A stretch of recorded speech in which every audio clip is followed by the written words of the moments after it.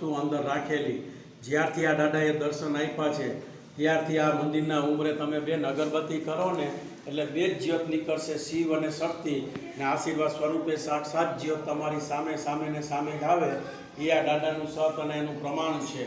અને આમાંય તમને વિશ્વાસ ન બેસે તો તમે પણ બહારથી અગરબત્તી લઈ તમારા હાથેથી કરવી હોય તો તમને એમાંથી બે જ જ્યોત નીકળશે, શિવ અને શક્તિ, ને આશીર્વાદ સ્વરૂપે સાક્ષાત જ્યોત તમારી સામે જ આવશે. એ આ બ્રહ્મચારેશ્વર દાદાનું સત અને એનું પ્રમાણ છે. આ તમારી સામે આજે એટલે આ ભોળાનાથના ફોટા આજે ઘરે ઘરે ગામો ગામ પૂજાય છે અને માણસો લઈ જાય છે યાદી, પ્રસાદી ને નિશાની રૂપે. ક્યાં ગામથી આવો?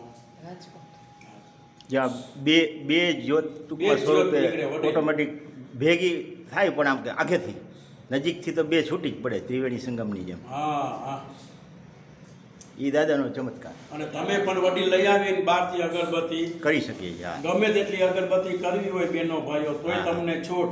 એમાંથી બે જ જ્યોત નીકળે, શિવ અને શક્તિ, ને આશીર્વાદ સ્વરૂપે સાક્ષાત જ્યોત તમારી સામે જ આવે. એ આ દાદાનું સત અને એનું પ્રમાણ છે. હાઈલા જાઓ તમે તમારે અંદર ઉતરાયો હાઈલા જાઓ, અને અંદર જાવ હોય મંદિરમાં તોય હાઈલા જાઓ.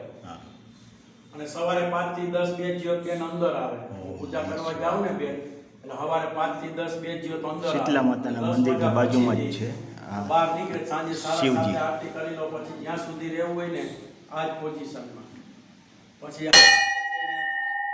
જ્યાં લગી રહેવાનું હોય ત્યાં લગી પછી અલોટી. દાદા